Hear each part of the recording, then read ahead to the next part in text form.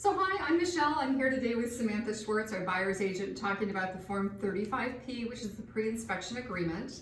So we'll talk about the scenarios under which you would use the pre-inspection agreement, what it's intended for, and why we use it, what the purpose is. So just to kind of set the table, we could talk about, maybe you can share with me, because you work with so many buyers, the scenario under which you would use a pre-inspection agreement and why.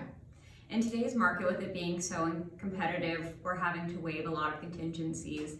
And one of those is the inspection contingency. So in order to protect yourself, we're advising pre-inspection. So that allows you to go in and catch any of the major items. We're often seeing seller procured inspections as well. And the majority of the time we're advising buyers to do their own inspection as well, just to ensure that you're not missing anything. For instance, last week I had a buyer that was putting an offer in on something, and they did their own inspection in addition to the seller procured, and the seller procured had nothing to do with the roof that was going to be $80,000 to replace. So you can really miss out if you're not doing your own inspection.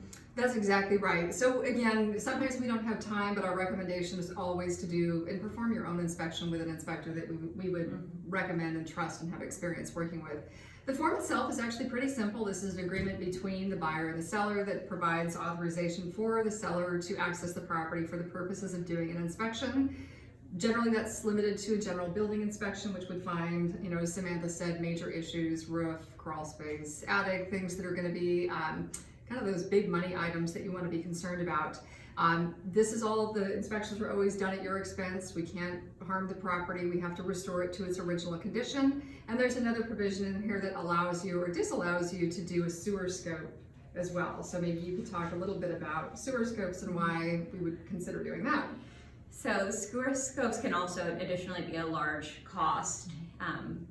With a lot of homes in Seattle, especially older homes, we're seeing issues with the sewer. So in terms of doing a full inspection, that is an additional thing we recommend doing, and with that we bring in an additional licensed inspector that focuses solely on that.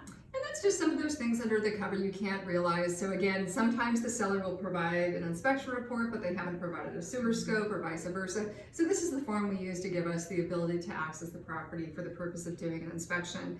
There's also some other disclaimers in here that talk about oil storage tanks. That's something that you'd have to do your own due diligence about, and that's something we can help you determine what would be appropriate next steps if there may or be an oil tank on premise. And then kind of standard language about attorney's fees, etc. at the bottom, which we would see in any of the Northwest MLS forms. So that's really, I think, the pre-inspection form in a nutshell. And for any additional advice, that's what we're here for, and to advise you of the benefits and risks of making an offer in this very competitive market.